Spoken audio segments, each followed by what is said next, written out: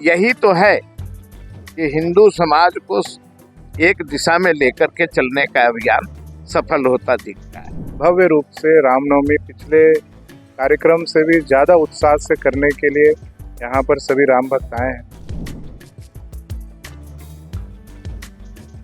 और समाज को भी लगे कि वो भी एक मुट्ठी दान दे के भी वो इस कार्यक्रम से भावनात्मक रूप से और सक्रिय रूप से उस कार्यक्रम का वो हिस्सा बन जाता है। मतलब 2 साल 3 साल के अंदर में जितना बढ़ के बदलाव हुआ है उतना 25 साल पहले मतलब बहुत पीछे पिछड़ा वर्ग जैसे जिंदगी थी।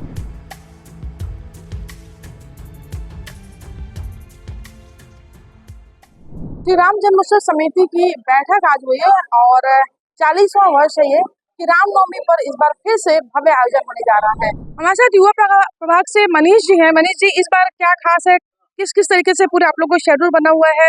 जिस तरीके से अब तक का जो उद्देश्य था समिति का राम मंदिर को लेकर के था, अब राम मंदिर भी बन चुका है, अब किस उद्देश्य से समिति आगे बढ़? देखिए, आज की श्री राम जन्मोत्सव समिति की बैठक आहूत की गई कि आगामी 6 अप्रैल को जो रामनवमी होगी उसके स्वरूप को लेकर आज ये बैठक हुई, जिसमें सबसे पहले हमारे 10 प्रखंड हैं, 10 प्रखंडों की बैठक और खंड मतलब वार्ड स्तर की बैठकें 10 मार्च तक होली के पहले तक करने का निर्णय लिया गया है।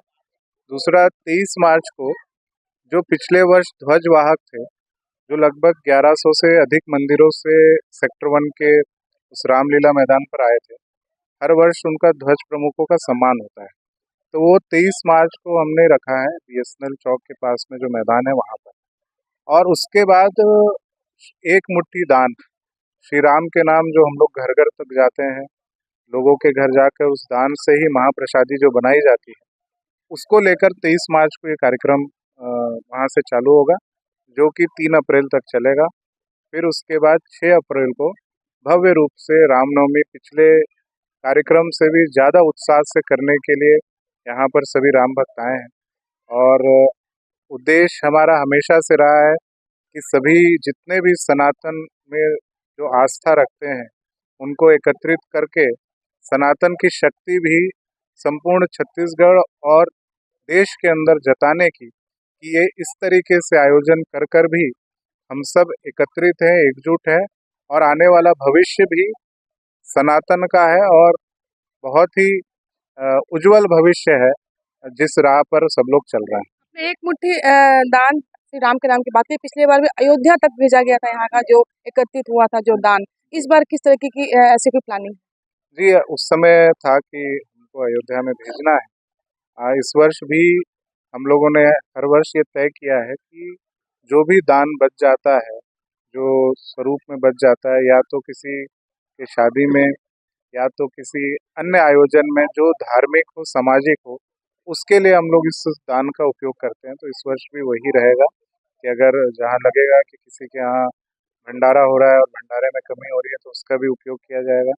और साथ ही साथ अगर लगेगा कि किसी बेटी की शादी हो रही है, वहाँ पर अगर वो दान उपयोग हो सके तो उस कार्य में भी हम लोग बढ़ चढ़ कर काम करें। समिति के सबसे वरिष्ठ बुधन अंकल है। अंकल, आप लोग जब शुरू किए थे बहुत छोटे में शुरू किए थे, आज इतना बड़ा स्वरूप हो चुका है राम जन्मोत्सव समिति का, अब आगे अब आप अपनी जो बागडोर है युवाओं के हाथ में भी सौंपने जा रहे हैं, किस तरीके की आप लोगों की अब उद्देश्य जो पूरा हुआ राम मंदिर का, और अब आप लोग क्या नया संदेश दे रहे हैं?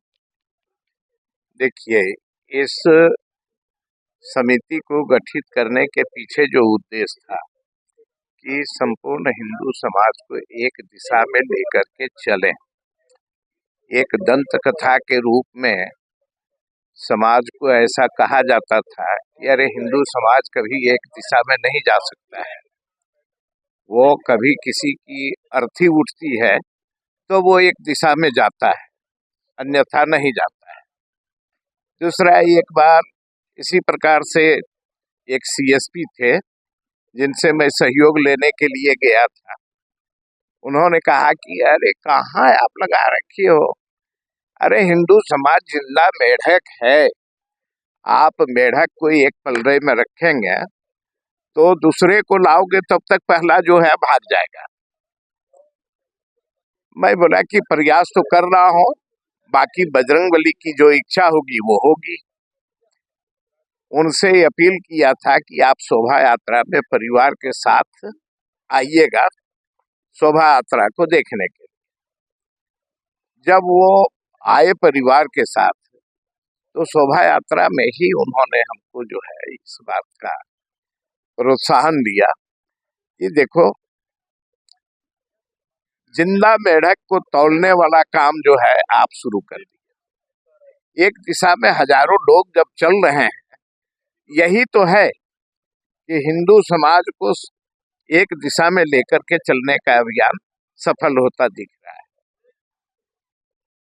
तो उसी प्रकार से जो है भिन्न भिन्न क्षेत्रों में मंदिरों का इकाई मान करके और फिर हम लोगों ने जो है वो शोभा यात्रा शुरू किया।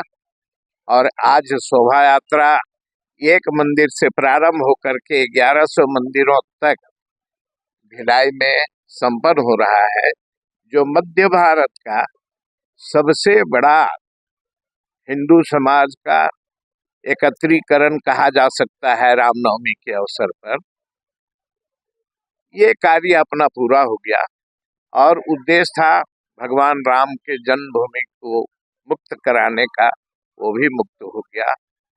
हिंदू समाज एक दिशा में चलने भी लगे, सभी लोग तिलक चंदन भी लगाने लगे, हाथों में मौली धागा भी बांधने लगे और अब लोग कहने लगे हैं कि गर्व से कहो हम हिंदू हैं। तो इतना काम तो समिति ने किया और 40 वर्षों का यह प्रयास यहाँ तक पहुँचाया है। भविष्य युवाओं के हाथ में आएगा, वो और अपनी संस्कृति और समाज को आगे बढ़ाने का प्रयत्न करेंगे। नहीं, बिल्कुल इसका उद्देश्य यही था कि उस समय तो जरूर थोड़े आंदोलन का भी एक हिस्सा था, लोगों में जागरण का।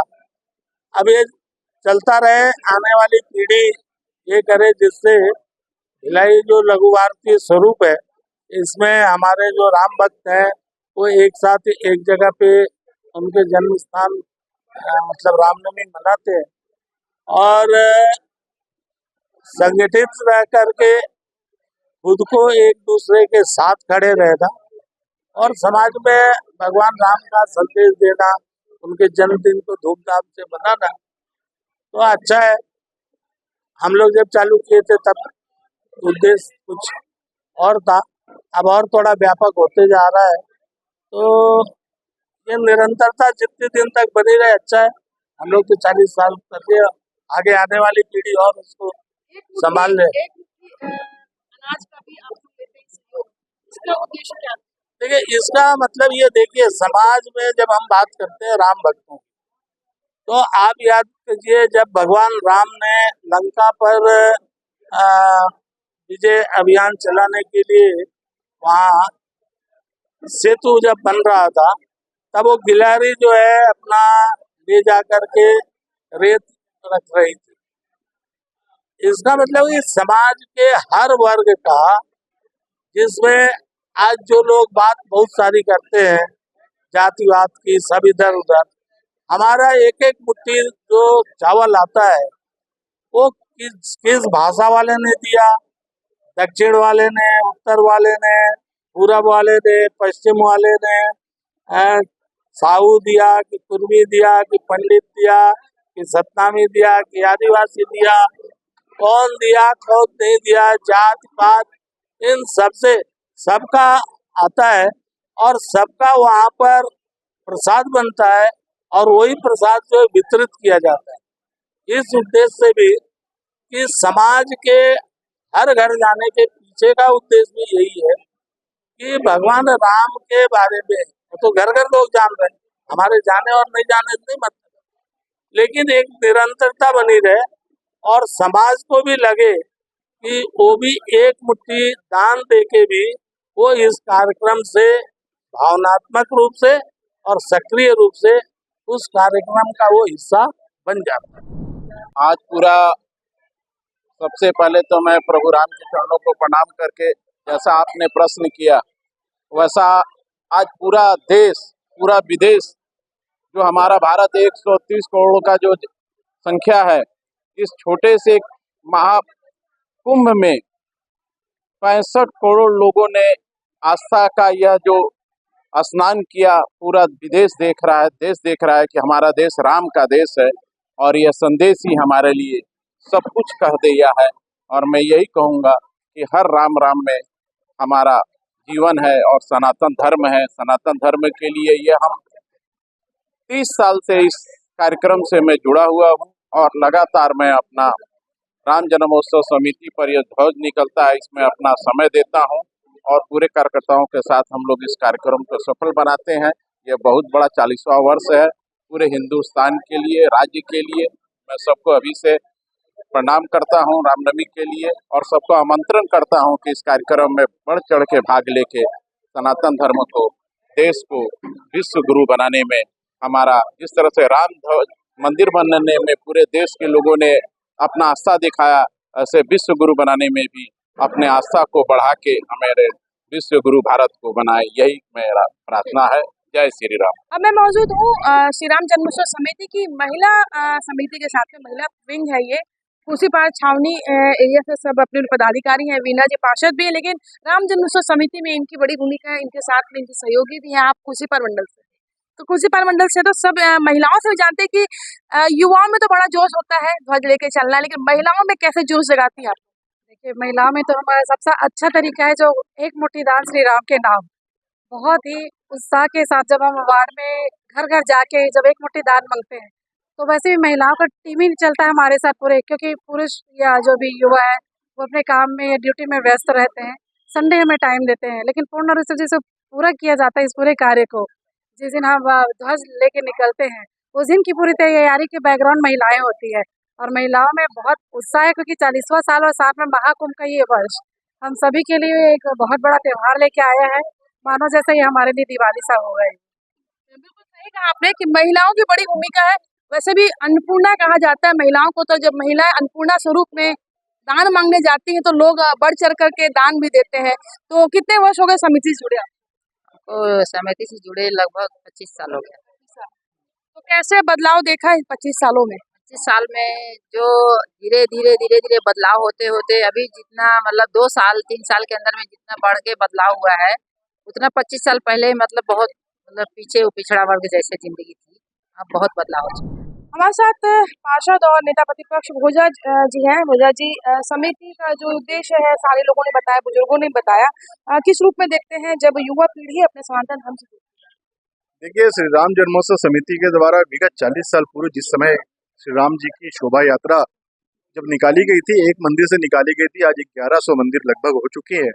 निश्चित पूरे भिलाई के अंदर में जो हिंदू समागम के तौर पर श्री राम नवमी के अवसर शुभ अवसर पर लगभग 1100 मंदिरों से ध्वजवाहक मंदिरों से अपने ढोल बाजे के साथ में, झांकी के साथ में सभा स्थल तक पहुंचेंगे, जो अपने आप में एक भव्य होगा। और ये जो 40वां वर्ष है, इस 40वें वर्ष में अभी हमारे श्री राम जी अपने दरबार, अपने मंदिर में स्वयं आ गए हैं। श्री राम मंदिर अयोध्या का हमारा बनकर तैयार हो गया। उस खुशी में भी पूरे मंदिरों से हम लोग बड़ी संख्या में इस बार 40वां वर्ष मनाएंगे। तो देखिए, बिल्कुल, और राम जन्मोत्सव समिति की तैयारियां भी आपने सुनी। जिस तरीके से 23 मार्च को ध्वजवाहकों के सम्मान के साथ में ये पूरा कार्यक्रम शुरू होगा। एक मुट्ठी दान श्री राम के नाम पे, वो भी घर घर जाकर दान दिया जाएगा। इसके बाद जो 6 अप्रैल को रामनवमी में भव्य आयोजन होगा, जिसमें पूरे भिलाई के चारों दिशाओं से यहाँ पर न सिर्फ झांकियां पहुंचेंगी, बल्कि छोटे छोटे मंदिरों से भी लोग ध्वज को लेकर के पहुंचेंगे। कोमल धनेसर, IBC 24 भिलाई।